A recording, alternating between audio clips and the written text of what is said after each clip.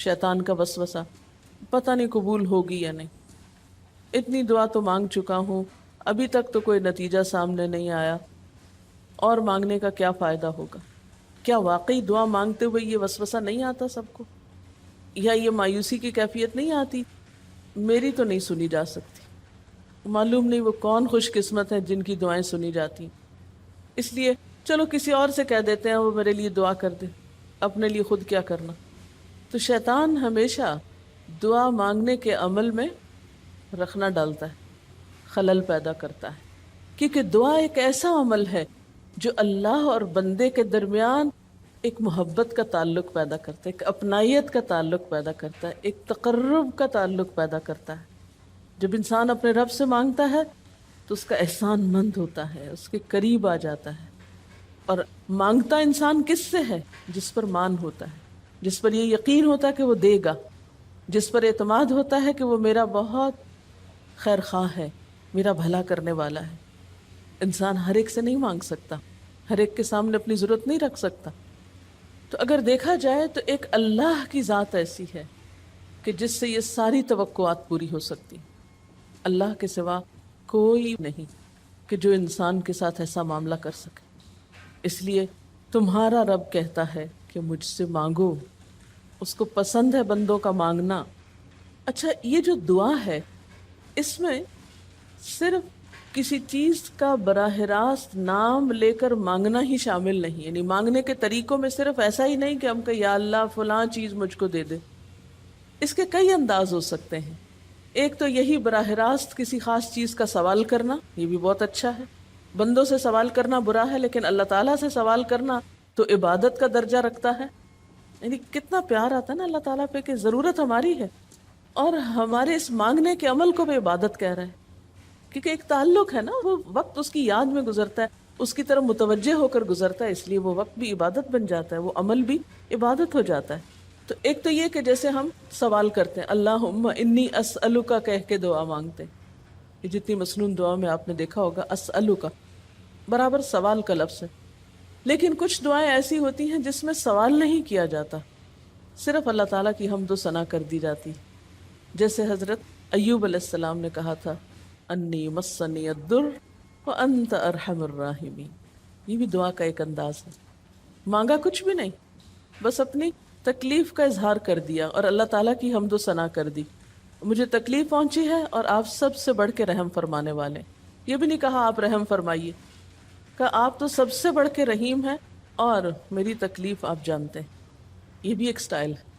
इसी तरह कोई जिक्र कर देना, मसलन इस्तिग़फ़ार पढ़ना। अब इस्तिग़फ़ार पढ़ने वाले के लिए कितनी खुशखबरियाँ हैं कि उसका हर मसला आसान हो सकता है उसकी वजह से। खैर उसमें तो बख्शिश की तलब होती है, एक तलब का अंदाज़ है, लेकिन इस्तिग़फ़ार जो है वो आम दुआ से ज़रा मुख्तलिफ है। इसी तरह दुरूद शरीफ पढ़ना, उसमें अपने लिए तो आप कुछ भी नहीं मांग रहे होते, नबी सल्लल्लाहु अलैहि वसल्लम के लिए मांग रहे हैं। लेकिन वहाँ क्या हो रहा है कि जब आप उनके लिए रहमत की दुआ मांगते हैं, अल्लाह ताला आप पे 10 रहमतें फरमाते हैं। ये भी एक मांगने का अंदाज है। अब दुरूद शरीफ पढ़ना जो है बायसे बरकत भी है, इबादत भी है, जिक्र भी है और एक तरह की दुआ भी है।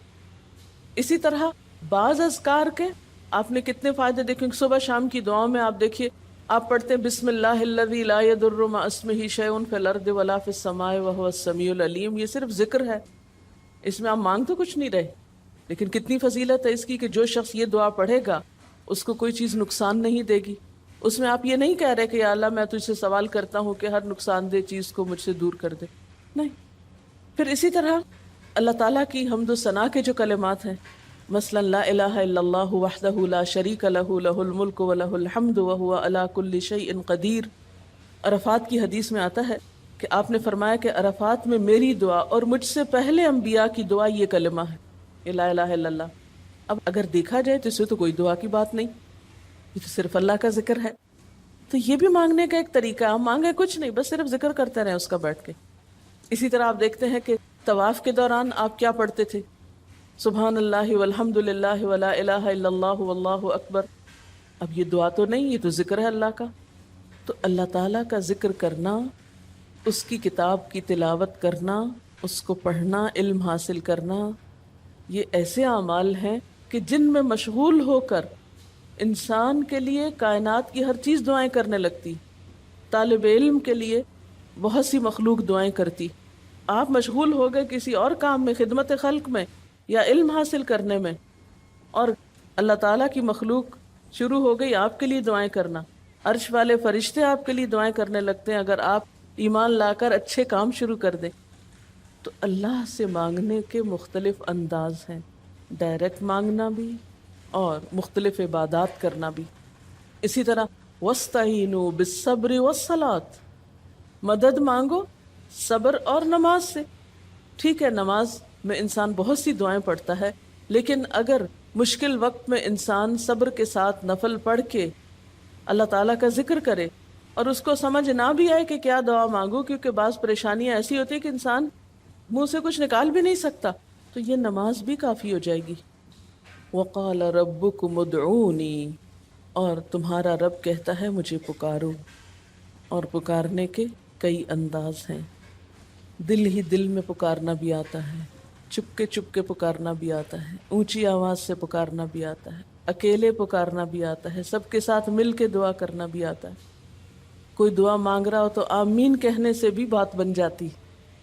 مجھے یاد ہے کہ ایک دفعہ میں عمرے پر گئی اور طواف کے بعد جہاں میں نفل پڑھ رہی تھی، تو نفل کے بعد میں نے سوچا کہ میں اپنی دعا کرتی ہوں. اتنے میں ایک شخص عربی میں کوئی دعا مانگ رہا تھا. اتنی خوبصورت دعا تھی کہ میں نے ایسی دعا کسی سے نہیں کبھی سنی، اور میں نے صرف آمین کہنا شروع کر دیا.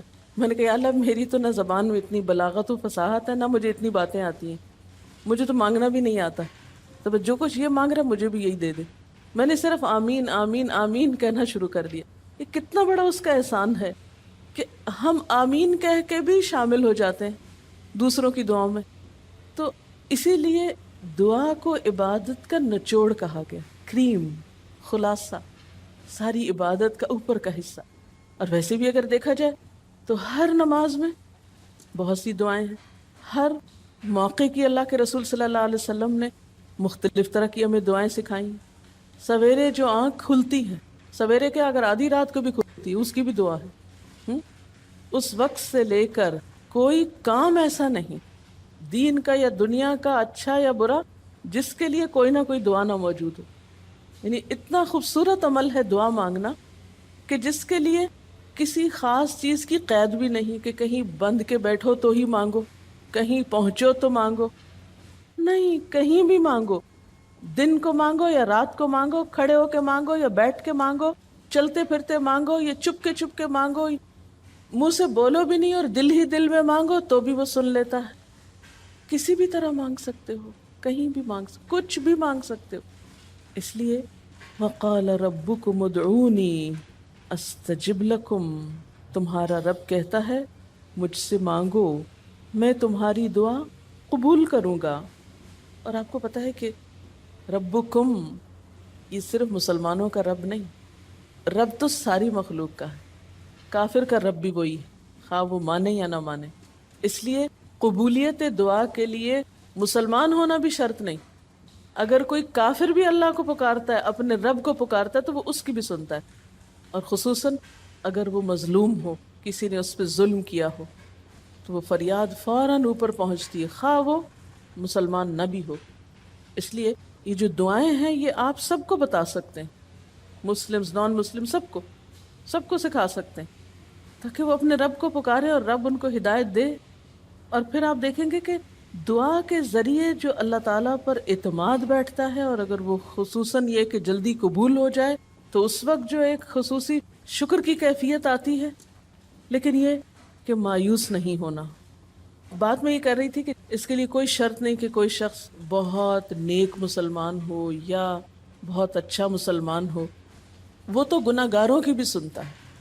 اس لیے بعض اوقات لوگ جب مایوس ہونے لگتے ہیں نا کہ ہم تو بہت گناہ گار ہیں، ہماری نہیں سنی جائے گی، تو انہیں مایوس نہیں ہونا چاہیے. مایوس ہو کے کہاں جائیں گے سننے؟ کس سے مانگنے جائیں گے؟ ان کو بھی پکارنا چاہیے، خواہ کوئی کیسے بھی گناہ میں ڈوبا ہوا، کیسی بھی حالت میں ہو، اور اس کے لیے بھی مانگنا چاہیے. حتیٰ کہ کافر جب تک زندہ ہے، اس کی صحت کے لیے، اس کی ہدایت کے لیے، اس کی خیرخواہی بھلائی کے لیے بھی آپ خوب دعائیں مانگ سکتے ہیں. آپ صلی اللہ علیہ وسلم ابو جہل کے لیے بھی دعا کرتے تھے، یا حضرت عمر کے لیے کہتے تھے کہ ان دونوں میں سے کسی ایک کو تو ضروری ہدایت دے. تو دعا ہر حال میں فائدہ دیتی، ان مصیبتوں میں بھی فائدہ دیتی ہے جو اتر چکی ہیں، ان میں بھی دیتی ہے جو نہیں اتری. دعا تو ابلیس کی بھی قبول ہوئی تھی، اس نے قیامت تک زندگی کی دعا مانگی تھی، اس کی بھی قبول کر لی گئی. اس نے کہا تھا قال انظرنی الی یوم یبعثون، قیامت تک کے لیے مجھے مہلت دے کہ میں انسانوں کو بھٹکا سکوں. تو اللہ تعالیٰ نے کہا جاؤ، تمہیں مہلت دی گئی. اس لیے یہ خیال تو اپنے دل سے سب نکال دیں کہ ہماری دعا نہیں قبول ہوتی، سب کی ہو سکتی. شرط یہ ہے کہ آپ واقعی دعا مانگ رہے ہوں. ہاں، جو غافل دل سے مانگے اس کی نہیں قبول ہوتی، کیونکہ وہ مانگ نہیں رہا، وہ تو بس صرف ایک فرض پورا کر رہا ہے. وہ بظاہر دیکھنے میں مانگنے کا عمل نظر آ رہا ہے لیکن حقیقت میں مانگ نہیں رہا. تو حدیث میں آتا ہے کہ اللہ تعالیٰ غافل دل کی دعا نہیں قبول کرتا.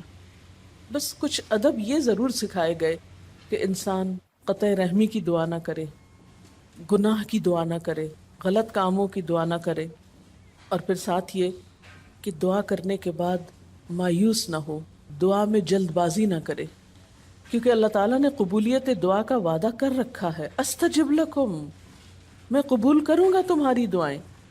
ہاں یہ ضرور ہے کہ قبولیت کی شکلیں مختلف ہوتی ہیں. بعض اوقات تو انسان کو بالکل وہی مل جاتا ہے جو وہ چاہتا ہے، بعض اوقات وہ نہیں ملتا جو وہ چاہتا ہے، بلکہ وہ دے دیا جاتا ہے جو اس کو زیادہ ضرورت ہوتا ہے. یعنی ہمارا تو علم اتنا محدود ہے نا، ہم ایک چیز مانگ رہے ہوتے ہیں جو ہمارے حق میں کوئی زیادہ اچھی نہیں ہوتی. اللہ تعالیٰ ہمارے لیے ہم سے بڑھ کر مہربان ہے، وہ ہمیں وہ نہیں دیتا بلکہ وہ دیتا ہے جو ہمیں اس سے زیادہ فائدہ دے سکتا ہے. اگر آپ اپنی گزشتہ زندگی کی دعاؤں پہ ایک نظر ڈالیں تو ہم کتنی چھوٹی چھوٹی چیزیں مانگتے رہے ہیں اور اللہ تعالیٰ نے ہمیں اس سے بڑھ کر عطا کیا ہے. ہم سب کو جو اللہ تعالیٰ نے دین کی سمجھ دی یا دین کو سیکھنے کا شوق دیا، ضروری نہیں کہ ہم سب نے یہ مانگا ہی ہو کہ اللہ تو ہمیں موقع دینا اپنے دین کو سیکھنے کے لیے، سکھانے کے لیے. لیکن یہ ضرور ہو سکتا ہے کہ ہم زندگی میں کچھ اور مانگتے رہے اور ہمیں وہ نہیں ملا، یہ نعمت مل گئی اور وہ ہمارے حق میں زیادہ بہتر ہو گئی. اور یہ ہو سکتا تھا کہ ہمیں وہ چیز مل جاتی اور آج ہم اس چھوٹی سی چیز کو لے کر اس کا شوق بھی پورا کر چکے ہوتے، اس کی ساری اٹریکشن ختم ہو چکی تھی. کیونکہ دنیا کی کوئی چیز ایسی نہیں جس کی اٹریکشن ختم نہ ہو جائے یا جس کی ویلیو گھٹ نہ جائے، جو پرانی نہ ہو جائے. لیکن قرآن کا علم ایک ایسا علم ہے جو ہر دم نیا لگتا ہے، ہر دم زندگی دیتا ہے، خوشی دیتا ہے، سکون دیتا ہے، ایک راحت ملتی ہے. یہ پرانا نہیں ہوتا. پھر اسی طرح یہ بھی ہوتا ہے کہ بعض اوقات انسان کی کوئی آفت ٹال دی جاتی. آپ مانگ رہے ہیں رزق، تو وہ رزق میں برکت تو نہیں ہوتی مثلاً، لیکن کوئی بیماری آپ سے ٹال دی جاتی کہ خدا نہ خواستہ آپ کو اگر مال مل بھی جائے اور ایسی بیماری لگ جائے کہ سارا مال اس میں ڈوب جائے تو مال بھی گیا اور تکلیف الگ. تو اللہ تعالیٰ اپنی رحمت سے آپ کو زیادہ مال تو نہیں دیتے مگر وہ بہت بڑی بلا سے محفوظ رکھتے ہیں، کسی حادثے سے بچا لیتے ہیں، کسی ایسی پریشانی سے بچا لیتے ہیں کہ جس میں آپ کا سب کچھ ہی کھپ جاتا. کیونکہ ہمارے پاس کوئی رائٹ تو نہیں ہے، ہم کوئی ڈیزرو تو نہیں کرتے کہ ہر وقت ہم امن و امان میں رہیں. ہمارے اپنے گناہوں کی بدولت، کئی بیرونی اسباب کی بدولت کوئی مشکل، کوئی حادثہ، کوئی مصیبت کسی بھی وقت آ سکتی جو دنیا میں مختلف لوگوں پر آتی رہتی. ہم ہر امن ڈیزرو تھوڑی کرتے ہیں، یہ تو اللہ کی عنایت اور رحمت اور نعمت ہے کہ وہ جو ہمیں دیے ہوئے یہ. اور یہ عین ممکن ہے کہ ہم کوئی اور دعا مانگتے ہوں اور اللہ تعالیٰ اس کی بجائے ہمیں عافیت میں رکھے ہوئے ہو، ایک پرسکون زندگی دیے ہوئے ہیں ہمیں کہ ہمارے ہاتھ پاؤں سلامت ہیں، ہم بول سکتے ہیں، ہم دیکھ سکتے ہیں، ہم کھا پی سکتے ہیں، ہم چل پھر سکتے ہیں، ہم کسی کے محتاج نہیں ہیں. کتنا بڑا احسان ہے اس کا. اس لیے اگر کوئی دعا وقتی طور پر بعینہ ہی قبول نہیں ہوتی، بعینہ ہی کا کیا مطلب ہے؟ ایز اٹ از، جس طرح ہم چاہتے ہیں، تو بھی کوئی بات نہیں، صبر کرنا چاہیے. لیکن یہ نہیں سوچنا چاہیے کہ نہیں اللہ تعالیٰ دعا نہیں سنتا. ایک اور جگہ پر بھی فرمایا وَإِذَا سَأَلَكَ عِبَادِي عَنِّي فَإِنِّي قَرِيبٌ أُجِيبُ دَعْوَةَ الدَّاعِ إِذَا دَعَانِ فَلْيَسْتَجِيبُوا لِي وَلْيُؤْمِنُوا بِي لَعَلَّهُمْ يَرْشُدُونَ. جب میرے بندے آپ سے میرے بارے میں سوال کریں تو آپ بتا دیجئے کہ میں قریب ہوں، بہت قریب ہوں. اجیب دعوت الداعی، میں پکارنے والے کی پکار کا جواب دیتا ہوں. استجب لکم، قبول کرتا ہوں.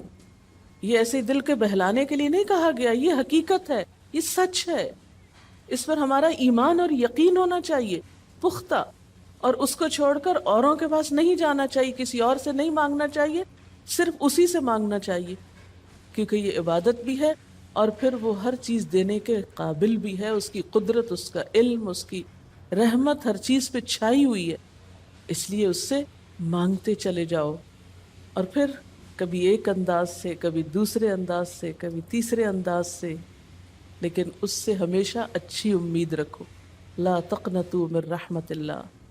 لیکن اس کے ساتھ ساتھ ہمیں کچھ فارمل آداب بھی سکھائے گئے ہیں، ایٹ ٹائمز ان کا بھی لحاظ رکھنا چاہیے، یعنی ہر وقت دعا مانگنے کے لیے فارمل انداز اختیار کرنے کی ضرورت نہیں ہے۔ مثلا صبح شام کے اذکار ہیں، چلتے پھرتے آپ پڑھ سکتے ہیں، اب مثلا باتھ روم میں داخل ہونے کی دعا ہے تو اب آپ پہلے سے تسبیح اور درود شریف تو نہیں اس کے پڑھیں گے، یا نکل کے وہ ساری فارمیلٹیز تو نہیں پوری کریں گے جو دعا کے اول آخر کی جاتی ہیں، عموماً جو فارمل دعا مانگی جاتی۔ تو ایٹ ٹائمز آپ بس ڈائریکٹ دعا مانگ لیں، ایٹ ٹائمز آپ پوری فارمیلٹیز کے ساتھ مانگ لیں، اور اس میں آپ دیکھیے کہ فارمل دعا مانگنے کا طریقہ کیا ہے کہ اللہ تعالیٰ کی حمد و ثنا سے شروع کیا جائے، نبی صلی اللہ علیہ وسلم پر درود بھیجا جائے، پھر اسی طرح یہ ہے کہ دعا میں عاجزی ہونی چاہیے، مانگنے کا انداز غالب ہونا چاہیے، شعر کے انداز میں یا چیخ چلا کے دعا نہیں مانگنی چاہیے، یا تقریر کے انداز میں دعا نہیں مانگنی چاہیے، امید اور خوف کے درمیان اعتدال کے ساتھ، پھر اسی طرح یہ کہ دعا میں مبالغہ آرائی نہیں کرنی چاہیے، پھر اسی طرح کچھ چیزیں ایسی ہیں کہ جن کا اگر اہتمام کبھی ہو سکے، کبھی کبھار تو بہت اچھا ہے، اور خصوصی جو قبولیت کے اوقات ہیں ان کا لحاظ رکھتے ہوئے ان مواقع سے فائدہ اٹھانا چاہیے، مثلا رات کے تیسرے حصے میں یعنی سحر کے وقت، پھر اسی طرح اذان اور اقامت کے درمیان، صف میں کھڑے ہو کر، صدقہ کرنے کے بعد، کوئی بھی نیکی کا کام کرنے کے بعد، عصر کی آخری گھڑی میں، جمعے کے دن ایک خاص گھڑی میں، سجدے میں دعا، رات کو آنکھ کھل جانے پہ دعا، امر بالمعروف اور نہی عن المنکر کے بعد دعا، تلاوت قرآن کے بعد دعا، عرفہ کے دن کی دعا، رمضان کے مہینے میں خصوصاً روزہ افطار کرتے وقت دعا، پھر عادل امام کی دعا، مسافر کی دعا، بارش کے وقت کی جانے والی دعا، یہ خاص قبولیت کے اوقات اور اسباب ہیں، پھر التحیات اور درود شریف کے بعد کی جو دعا ہے جو ہم بیٹھ کے نماز کے آخر میں پڑھتے ہیں، یہ بھی صرف رب جعلنی تک ہی نہیں بلکہ اس سے زیادہ دعائیں بھی ہیں، پھر اسی طرح جب اللہ تعالیٰ پر بہت پیار آ رہا ہو، بہت دل اس کی طرف متوجہ ہو، کیونکہ اللہ تعالیٰ غافل دل کی دعا نہیں سنتے، تو جب دل بہت متوجہ ہو تو فوراً دعا کے بھی فائدہ اٹھا لیں۔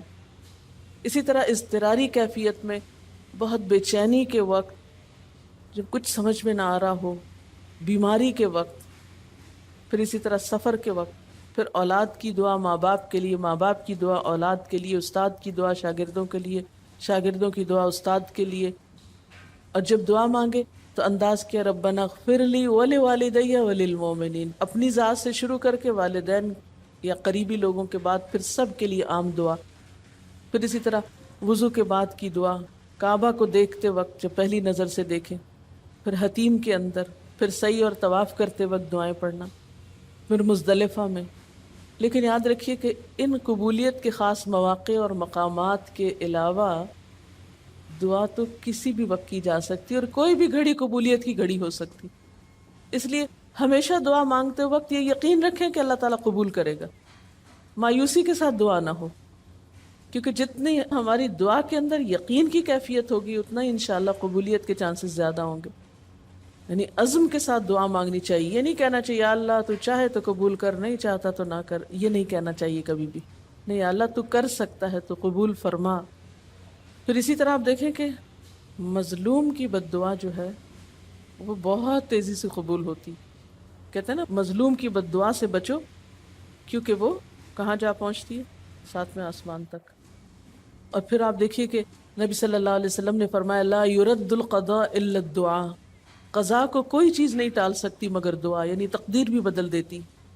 آپ صلی اللہ علیہ وسلم نے فرمایا آدمی جب کبھی اللہ سے دعا مانگتا ہے اللہ تعالیٰ اسے یا تو وہی چیز دے دیتا ہے جس کی اس نے دعا کی تھی، یا اس درجے کی کوئی بلا آنے پہ اس سے روک دیتا ہے۔ آپ صلی اللہ علیہ وسلم نے فرمایا بندے کی دعا قبول کی جاتی ہے بشرطے کہ وہ کسی گناہ کی یا قطع رحمی کی دعا نہ کرے اور جلد بازی سے کام نہ لے۔ عرض کیا گیا جلد بازی کیا ہے یا رسول اللہ؟ فرمایا جلد بازی یہ ہے کہ آدمی کہے میں نے بہت دعا کی مگر میں دیکھتا ہوں کہ میری دعا قبول ہی نہیں ہوتی، اور یہ کہہ کر آدمی تھک جائے اور دعا مانگنی چھوڑ دے۔ نہیں، دعا سے کبھی نہ تھکے، اس لیے کہ اللہ کی نگاہ میں دعا سے بڑھ کر کوئی چیز باوقت نہیں۔ لیس شیء اکرم علی اللہ من الدعاء۔ اور پھر خصوصاً اللہ کا فضل مانگنا، قرآن پاک میں بھی اللہ تعالیٰ فرماتے ہیں وَاسْأَلُوا اللَّهَ مِن فَضْلِهِ، اللہ سے اس کے فضل کا سوال کرو۔ پھر اسی طرح عافیت کی دعا کہ اللہ تعالیٰ ہر حادثے مصیبت تکلیف پریشانی سے بچا کر رکھے، یہ دعا بھی بہت پسندیدہ ہے اللہ تعالیٰ کے نزدیک۔ آپ صلی اللہ علیہ وسلم نے فرمایا دعا ہر حال میں فائدہ دیتی ہے، ان بلاؤں کے معاملے میں جو نازل ہو چکی اور ان کے معاملے میں جو نازل نہیں ہوئی۔ بس اے بندگان خدا تم ضرور دعا مانگا کرو۔ اور پھر آخری بات کہ تم میں سے ہر شخص کو اپنی ہر حاجت اپنے رب سے مانگنی چاہیے، حتیٰ کہ اگر جوتی کا تسمہ بھی ٹوٹ جائے تو بھی اللہ تعالیٰ سے دعا کرے۔ یعنی چھوٹی چھوٹی چیزوں میں بھی جب ضرورت پیش آئے تو اللہ کی طرف رجوع کرے۔ وقال ربکم ادعونی استجب لکم، اور تمہارا رب کہتا ہے کہ مجھے پکارو، مجھ سے مانگو، میں تمہاری دعا قبول کروں گا۔ ان الذین یستکبرون عن عبادتی، بے شک وہ لوگ جو میری عبادت یعنی دعا سے تکبر کرتے ہیں، یعنی مجھ سے تکبر کی بنا پر نہیں مانگتے، جیسا کہ حدیث میں بھی آتا ہے من لم یسأل اللہ یغضب علیہ، جو اللہ سے نہیں مانگتا اللہ اس پہ غضبناک ہوتا ہے۔ یعنی جو دعا نہیں کرتا اللہ تعالیٰ اس سے ناراض ہوتا ہے، کیونکہ وہ تو بے تعلق ہو گیا نا اپنے رب سے نہ مانگ کر، اور خصوصاً تکبر کی وجہ سے۔ ایسے لوگوں کی جزا کیا ہے؟ سیدخلون جہنم داخرین، ان